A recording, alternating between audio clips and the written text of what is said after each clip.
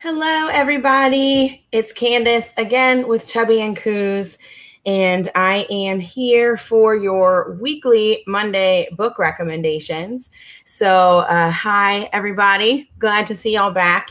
I really liked Virtual Spirit Week. I had a lot of fun doing those recommendations and got a couple of requests to continue to do themed things. So what I decided to do was that every Monday at noon, I will do themed recommendations. And then every Wednesday at noon, I'll be back to talk about new books that have come out that week because we still have new books coming out every single week. So I want people to know about those new books as well. So today is a theme day. And so since it is Passover, I decided to recommend books that have Jewish protagonists. So if you're interested in this, hopefully I can open up your horizons to some new types of things. Of course, we're still staying sort of in our nerdy vein here as well. So let's get started with our recommendations for books with Jewish protagonists. So the first book that I want to recommend, most of these are series. So the first one I'm going to recommend is called Central Station. And this book is really interesting because it is aliens. So Central Station is a series as well. And in this book, there's like a whole world of like really weird aliens. And the main character in it is Jewish as well. And if you give me just 1 second, I'm losing my notes. So I've lost all of my notes on these books. So give me one second for me to find these again. I'm so sorry about this. Usually they're all here, but I have lost them. And I know that this book has aliens, and that is really cool. And it's a diaspora, just like what happened with the Jewish folks. This was actually a best book of 2016, which is really cool. An NPR best book and a best fantasy book. It won a bunch of awards. It was actually a nominee for an Arthur C. Clarke Award as well. Anyway, in this book, the city is literally a weed. And so life is really cheap.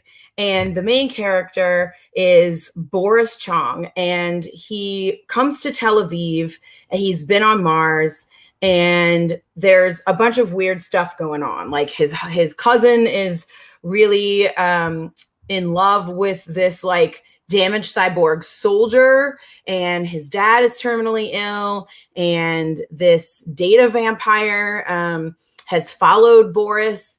And so there's all this weird stuff going on. He's been off on Mars. He comes back, and rising above them all is Central Station, which is where the name of the book comes from. And it's the interplanetary hub between all things. And Tel Aviv shifts. There's this space colonies where humanity is gone, and everything's connected by the others, who are these powerful alien entities who, through this conversation, shifts. It's like a shifting like stream of consciousness thing. They start changing everything. So at Central Station, humans and machines continue to like adapt, and then they start evolving. So it's a really interesting concept. The premise of this book is that this worldwide diaspora has left all these people at the foot of a space station. And so, you know, all these cultures start colliding. So it's really, really interesting. So I highly suggest reading Central Station. Again, it's the first book in a trilogy. I think it's a trilogy. I know it's a series. So Central Station by Lavi Tadar.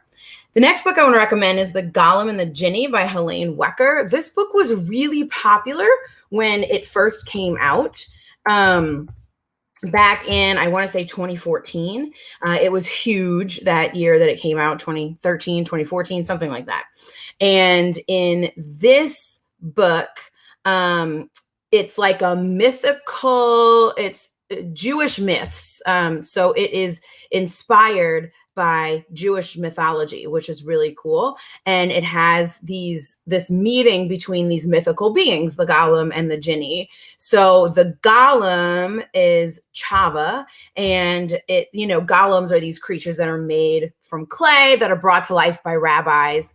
And so Chava is this Golem, and Chava is like coming over on a ship, and it arrives in New York. And this is historical fiction, so it all takes place in the 1800s. I want to say it's 1899. It's the end of the 1800s. And so Chava comes over on this boat. Chava's a Golem. Then we have the Jinni, who is Ahmad, and he was born of like fire in a Syrian desert, and he's trapped in an old copper flask, and he got released in New York City, but he's really not entirely free still. So a Jinni is a genie, right? That's where genies sort of come from, or idea of genies come from. So we have this Golem and this Jinni, and they both end up in New York, and they're trying to just make it, and they become unlikely friends and soulmates with this weird mystical connection. And it's really cool. It weaves strands of like Yiddish and Middle Eastern culture, which is really, really neat. And it is both historical fiction and this like magical fable that takes these myths from these two different cultures and sort of weaves them all together. So it's really inventive and really cool, and I recommend that as well. So that is The Golem and the Jinni by Helene Wecker. Really cool book. Next, I'm going to recommend The World of the End. And this book is also really weird. And it is about the afterlife. So in this book, one of the greatest sins in Jewish culture that I have learned is suicide. And so this book sort of explores that idea. And so in this book, there's the main character's name is Ben Mendelsohn, and his wife dies, and she was like kind of the one thing that was holding him all together. And he really, really wants to be with her again. So he commits suicide, and he goes to the other world, and he discovers this like existence that is like nothing like he could possibly have imagined. There's all these sprawling cities where people live their second lives. There's forests of these weird trees. There's mysterious humans who've never even lived in the world that we know. And he goes on this journey in the other world to search for Marion, his wife. And he's super desperate to be reunited with her. And he enlists in this unconventional sort of afterlife investigator to track her down. And, there's all these events that start happening that he gets entangled in, and things that are still unfolding in the world of the living. And, this search ends up confronting Ben with just all these shocks, right? Like a bunch of stuff happens, and, we learn about love and the best and the worst of human nature, and these truths, and this exploration of this, Jewish religion. And it's really, really cool. And also it's like the afterlife, the other world. So it's a really interesting book, a really interesting concept as well. Got a lot of good reviews when it came out. So I recommend this one as well. It's The World of the End by Ophir Touché Gafla, which is also a pretty cool name from an author. Okay, the next one I'm going to recommend is called The Sisters of the Winterwood by Raina Rosner. And this book is definitely a fantasy. And it also takes Jewish mythology and weaves it in there as well. So what's cool about this book is that also a historical fantasy, but it's really steeped in Jewish culture. So, and this is actually a debut novel from this author, which is really cool. There's like magic, folklore, all of the fairy tale kind of stuff that you expect from a book like this.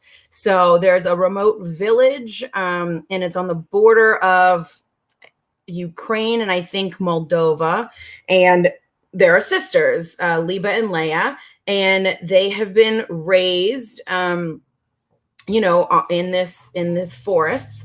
And then these mysterious men, like a group of mysterious men arrive. Sorry, that's my dog barking.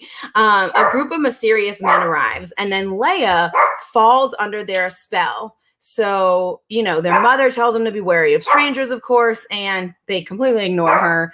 And these men are not the only danger lurking in these woods, clearly. So there's these dark forces. They start to close in on the village. There's family secrets that have been passed down through generations that the sisters don't quite know about yet.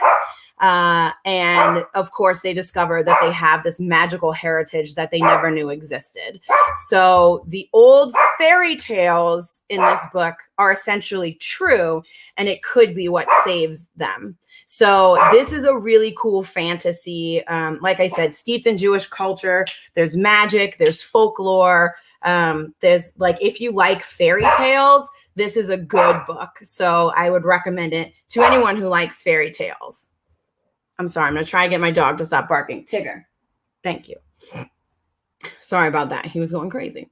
Okay, so the last book I want to recommend is called Spinning Silver by Naomi Novik. And a lot of you may know Naomi Novik. She wrote a book called Uprooted that was really popular and was kind of similar to Beauty and the Beast. Well, Spinning Silver is a retelling of Rumpelstiltskin, which is really interesting. I like Naomi Novik's writing. She's a really good author. And so in this book, it explores the Jewish sort of stereotype of money. And I think that that's really interesting as well. So in this book, like I said, it's a retelling of Rumpelstiltskin, nominated for a whole bunch of awards. It goes way into fantasy and fairy tales as well. And in this book, the main character is Miriam, and she's the daughter of moneylenders. And so, like I said, it does explore this Jewish stereotype of moneylending. And her father has an inability to collect his debts. And so their family is in poverty. They're really poor. And Miriam decides that she's going to take matters into her own hands and help her family out. And so she sets out to collect the debts and claim what's owed to her family. And she soon gets a reputation for being able to turn silver into gold. And so she kind of boasts and draws the attention of the king of the Starik, I think is how you pronounce it. And these are fairies, right? They're fairies, and you don't want their attention, but Miriam draws their attention with her boasting, and she kind of alters her fate and the fate of two kingdoms in the meantime. So she faces these impossible challenges and uncovers secrets and goes on. So the main character, Miriam, is essentially Rumpelstiltskin, and it really explores all of these stereotypes and is really steeped in Jewish culture, while at the same time is a super imaginative retelling of Rumpelstiltskin. So I would recommend this one as well. That is Spinning Silver by Naomi Novik. So again, the books that I've recommended today all have Jewish protagonists in honor of Passover. So the first book was Central Station by Lavi Tahar. The second one was The Golem and the Jinni by Helene Wecker. The third was The World of the End by Ophir Touché Gafla. Then we had The Sisters of the Winterwood by Raina Rosner. And the last one was Spinning Silver by Naomi Novik. So hopefully you and some of these interested you. I recommend widening your horizons. These are all in the vein of sci-fi and fantasy as well. And so I think that all of you would enjoy these books. You can get all of our recommendations on our bookshop, so bookshop.org. And I have made a list for every recommendation I'm going to make on Bookstream. So any recommendation that you've seen me make during Virtual Spirit Week or beyond, I'm adding them all to this list. I'm not taking anything off. So you can go to the Bookstream recommendations list on our bookshop site and see every book I've ever recommended and browse through them and purchase books that way.